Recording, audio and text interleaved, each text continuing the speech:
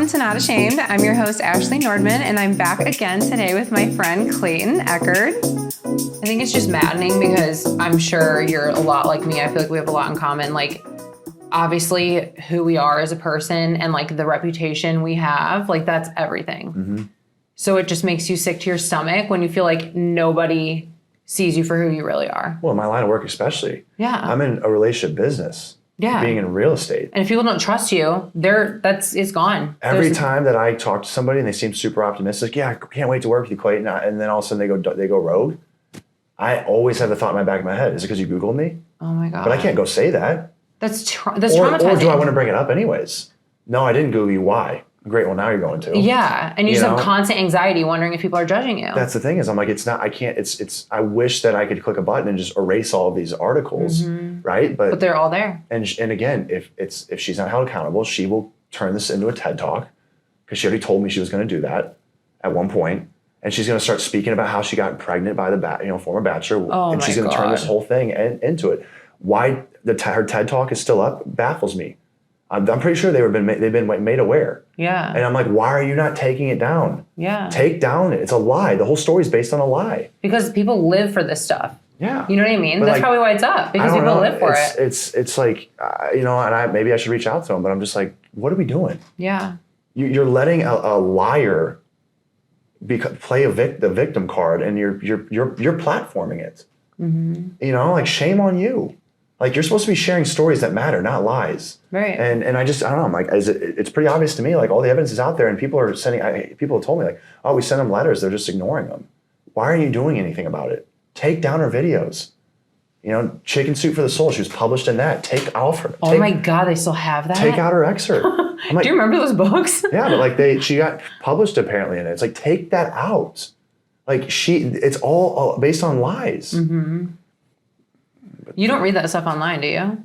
I was reading everything at one point because my gosh, you can't do that. I know. Well, I had to stop. But you can't do that. But I still get sent it. People still send it to me. And you open it and read it? Well, I curiosity. I try not to, but like. That's one thing you got to do. Set some boundaries. You can't read that stuff. Well, it's like right now she got a new lawyer, and this lawyer thinks he's a funny guy. He calls himself the Conor McGregor of law.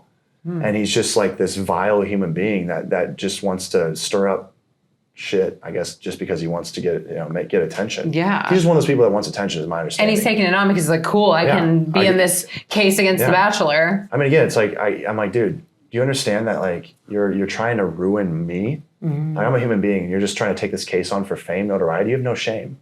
But that's what she's got. Well, I'm grateful that you opened up about this to me, because this is heavy. I don't even know how you deal with this, honestly. I just scratched the surface. It's like, this is 11 months that I've been dealing with this. Yeah, I saw that it's been like almost a year, and I'm like, I can't even imagine dealing with that. Yeah, day in and day out. This is the details. I mean, there's just so much in there. Again, like, it's just, a lot. And so how am I supposed to function on a day-to-day basis? How can you focus? I can't get rid of it. So like now, any type of stress, I go over top. I just get knocked off, and I'm already because you're already on edge, like waking up. Yeah. So then one little thing. Today, I mean, like, again, like I'm with this. I got this incredible team in real estate, and I've been starting to do cold calling. Mm-hmm. Cold calling's not fun.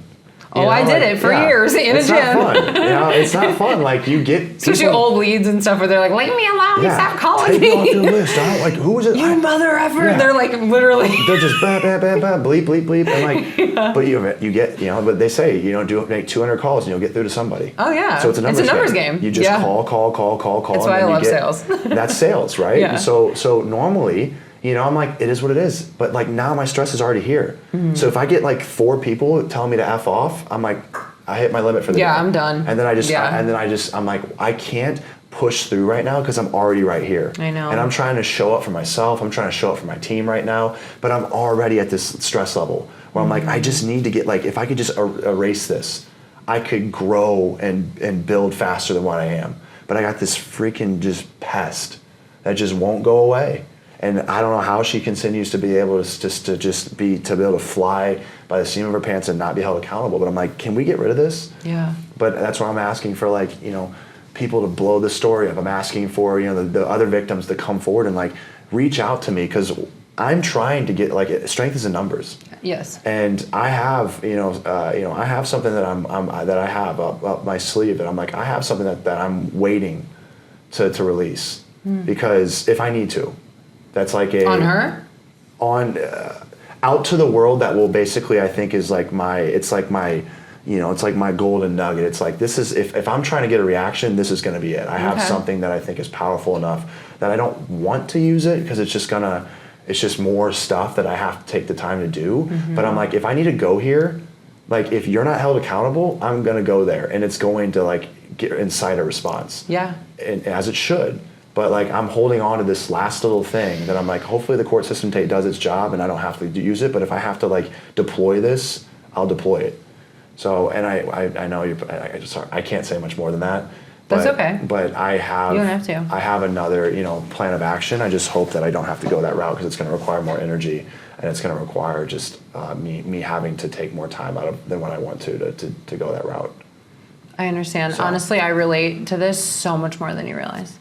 But well, I don't know. Should I ask in what way? Well, I mean, I get a lot of hate too. I have Reddit pages about me and all kinds of stuff, and right now it's just been like really messy with just drama with my ex-husband. And so now I'm dealing with like having to do drug testing and all kinds of things because there's claims that I'm on drugs and I'm not a fit mother. And so it's just like disgusting, I guess, seeing how people will go so low. And it's like, if you want to pull that card and like go there, I will, but I don't want to. Right. And like, you're like me, you're a good person. You don't want to like create drama. You don't want to ruin someone's life. Yeah. You don't want to ruin someone's reputation. You know what it's like being on the receiving end. So it's like, I don't want to have to be that person. But when you like force someone to put you there, it's like you're kind of having like the devil and angel. Like, do I keeping the bigger person here and just keep doing the right thing? Or do I finally get you to shut the hell up and like stand up for myself and like actually put my foot down? And that's like where I'm at right now, trying to decipher what I'm going to do. Do you think that it's always best to be the bigger person? That it's always the right outcome? Do you? You do? Yeah. But it's because the right thing is the hard thing. It's easier for me to go low and do something shitty. But it's way harder to stick to what I know is the right thing to do. And I always know the truth comes out too. So it's like, maybe I don't win, but like I win. Because I'm still me. I go to sleep at night knowing I didn't do anything to hurt anybody. But I know they feel like shit. And they go to bed at night and they can't feel that great about themselves because they know what they're doing to other people. And when... But what if they don't feel bad? What if they then they're soulless. They're not even someone I give a shit about, because if they don't feel bad for what they do to people, they're either actually mentally ill or they do not have a heart. So I don't care. You know what I mean? So they're still suffering. It's a loaded. They're still suffering, even if they don't feel the pain of what they're doing. Agree. Yeah, they're suffering because people that vibrate at that low of a level are not happy. That's why they waste their energy trying to drag us down, because we're happy people. And we're successful and we're doing things. Hurt people hurt people. Hurt people hurt people. Yeah, and they it's pretty interesting, but psychologically they bring people down because they don't want to feel alone. And so that's why bullies bully. It's because they hurt, and so they try to pull people to their level. Yeah, they project their own insecurities and problems onto you. Yeah. So at the end of the day, like, when these people do this stuff to me, I don't take it personally because I know it's them, it's not me. But it gets really, really hard when it starts ruining the thing that you're working so hard on, which is building your own name for yourself to be somebody. Yeah. And like you said, right now, you can't even be in the place you want to be because you're so held back by being stressed and having anxiety, and you can't propel yourself. And that is like the worst feeling ever, because when you know your potential and you're not there,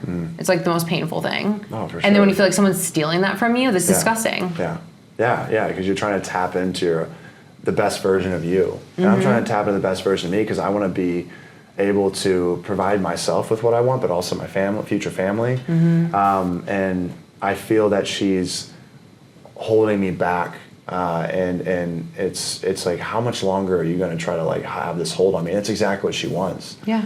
But it's like she's a cockroach that just like won't go away. I'm like, it's not funny, but she's this pest, and and I've had those moments where I thought, I mean, I had her deposed. She ends up says she's sick or she can't make it, then what does she do? She has her lawyer depose me because she just, whatever I do, she turns it around on me to act like, oh no, you're the guilty one. So I go to my deposition, she shows up. She just wanted to be in the same room as me. Mm-hmm. And at one point, I looked at her and I said, you've taken the one thing away from me that I actually care about, which is talking about mental health and helping people. I can't help people now. I can't use my voice for good because you've taken that from me. I was like, just own up to it. I was like, grow up and like own up to it and stop doing what you're doing. And she just looked at me with a blank stare, not a single emotion. She just stared at me like as if she couldn't even hear the words come in my mouth, as if she spoke a different language. It was the coldest look I've ever seen. She didn't care at all. Mm-mm. And when I walked out of there, I just thought, I should burn this person. I should fight fire with fire. Because at this point, you're not even feeling any type of reaction. You are so cold. So you become vengeful.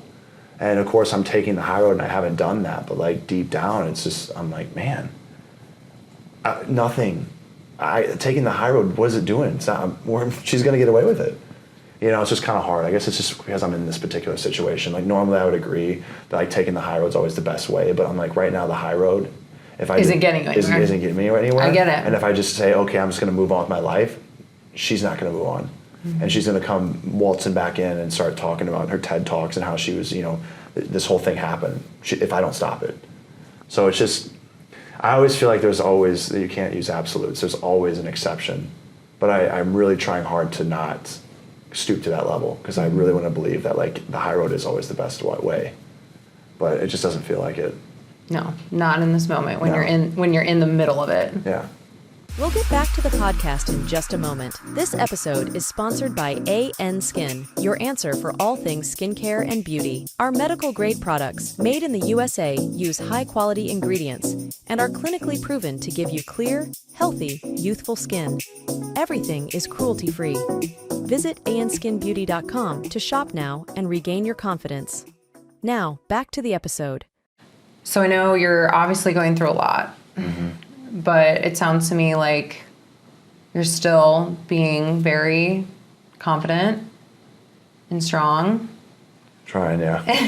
Trying to. So what are you doing to keep yourself busy? Yeah, I mean, for me, I think most days I have to just be present. That's the biggest thing I've been trying to focus on. So I think that's how you're able to be most happy, is when you just live moment to moment. And I've realized that whatever's meant to be will happen. Mm-hmm. I can't control what's coming down the pipeline, so I just have to focus on what I can control, which is just the milliseconds that every moment of every day. So now I've been diving into real estate. I was doing it part-time last year, but then I really jumped in on the tail end of last year, beginning this year, to full-time real estate. So being involved in that, it's been awesome. I mean, I get to work with people every day, and it's relationship building, right? Yeah. I mean, I attract the energy that I am, so I attract a lot of clients that think in a similar manner, and I just get to kind of, not only do I get to still do sales, but I get to sell something that, I can believe in. Everyone can believe in it, right? It's a house. You form all these memories, and so it's super cool when you sell a house and they get excited, you get excited with them, right? You get to hand them the keys, and it's you get to, in that moment, feel as if you're, you've just purchased a new house, because you get to share those emotions. So, do you remember your first house you sold? Yeah, of course. It was sweet because I remember it felt just like when I bought a house for myself. Yeah. Because you hand the keys and they're going to go running it into the house and open it up, and there's not going to be any furniture in the house, but they're going to be so grateful to just have a place that they can call their own. And they're going to start just having memories, and they might throw an air mattress down and that first night. Yep. But they're sleeping as peacefully and as happily as they could. Because they're so proud of that purchase. And that's exactly what I did when I bought my first place back in 2015. And then when I sold my first, house last year, it was that same feeling. It was just I was like, oh my, you could just feel the excitement. And so I love it. It's I get to be able to basically buy a house every few months, or even less every month, right? And get, it's just it's cool, because now, since I've been doing it full time, now it's I get to experience this a lot, every couple weeks, and so I'm really grateful for that, and and just diving into that full speed. I still do speak on mental health, and I'm still wanting to ramp that back up. That'll come when the timing is right. So I know that I'm just continuing to work on myself and dive deeper. I journal every day. And so, understanding more of who I am is only going to help me for when I do go back out there and start speaking. I'll be able to talk about the things that I've been able to do to manage my stress, to be able to handle the anxiety, and to be able to push through. And so I'm still learning, and that's great, but just more than anything, really just diving full, head first into the real estate, into solar sales.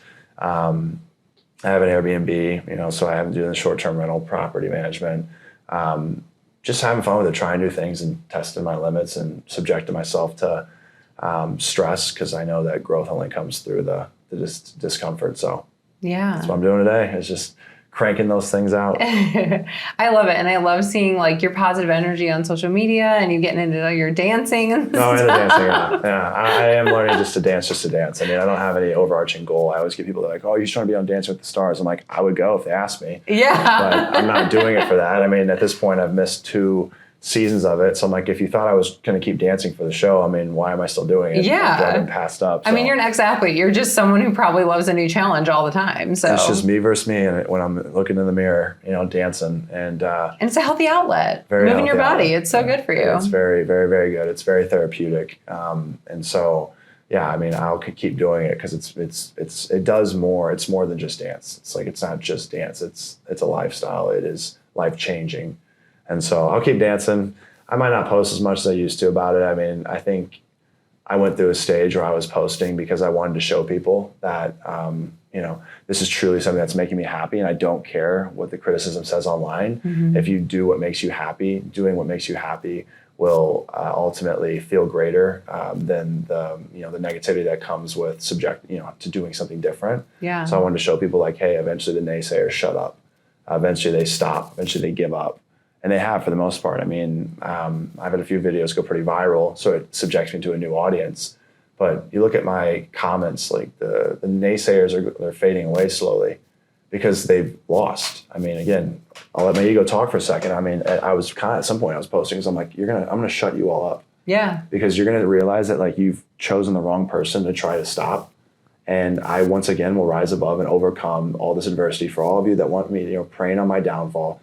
You should, you had that chance months ago, and it's that point is past. Right. So you're going to be praying for a lifetime. So good luck. Well, they wanted you to stop and you didn't. So they lost because. So they lost. Exactly. Yeah. And so it's at the end of the day, I mean, someone will hear this and they'll try to jump back on. I'm going to get through to them. You won't. You can't at this point.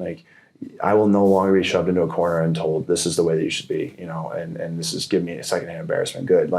Please voice that. Please voice that, because all I do is I push those individuals farther away. Yeah.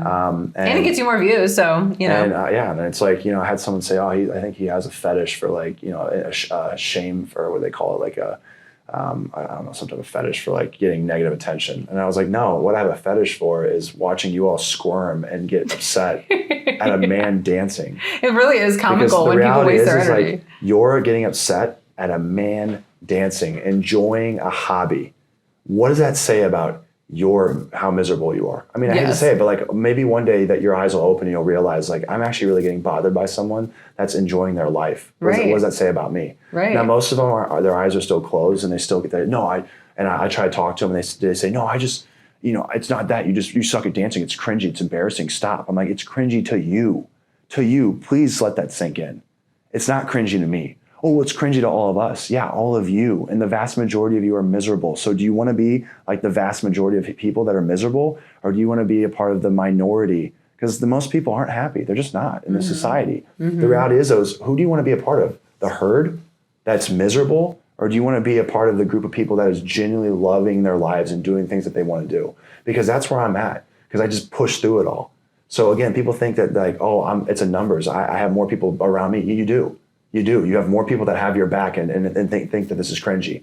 And you guys will continue to be miserable until you finally decide to branch off from it. So good luck. And hopefully my videos might get you to finally realize that and open your eyes and be like, oh my gosh, just because everyone else thinks the way that I do, that's not a good thing. Right. The vast majority of people do not think correctly. No. So I don't know about you, but that's why I stopped being that way. And that's why I'm doing, forging my own path. And that's why you're forging your own path. And there will always be the naysayers. And guess what? They will be complaining until the day that they die. And they'll be on their deathbed one day and they'll be like, I wish I would have cared less about what people think, because that's what every, person that I talk to that's lived their life, a lot of, go ask your grandparents, go ask the elderly, ask them, if you could go back and do it again, what would you do differently? They'd say, I wish I would have cared less about what people thought and done what I wanted to do. Yeah. So I'm like, all that are judging me right now, you're all on that path. So they're just jealous because you're being unique and you're being yourself and you're actually being authentic, and they don't even know what that looks like or feels like. They don't, because they're not. No. So they're followers. And they don't like seeing it because it reminds them that they're not. And so their ego steps up and says, no, he's just weird. He's that's embarrassing. The reality is, it's like, no, the ego, if they could push it aside for a split second, they'd realize that, like, wait, I don't even like the life I live. I want to be like that.